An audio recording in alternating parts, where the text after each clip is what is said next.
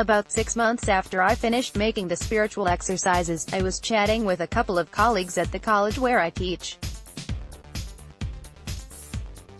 One asked me how my time away had been. When the other wondered what I'd been up to, I said I had taken 4 weeks to do some contemplative exercises at a retreat house in Massachusetts. "Oh, did you make the spiritual exercises?"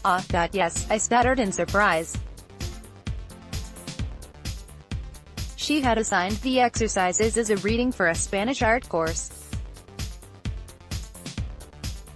What was it like, she wondered, to experience the exercises, not just read them?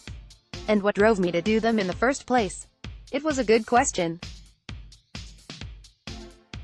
What do I, a middle-aged mother of teenagers and scientist, find so compelling about a spirituality birthed in a 16th century Europe awash in mystics, pilgrims, and explorers? All that. Its mystical nature, its sense of being on pilgrimage, its way of seeing how God permeates the ordinary.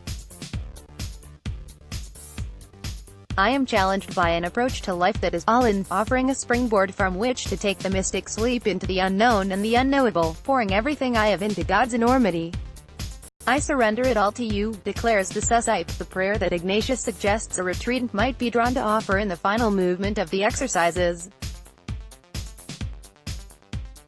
Ignatian spirituality pushes me to recognize that I'm a pilgrim in this world, clutching a rough map but not always so sensible of conditions, to borrow a phrase from Annie Dillard.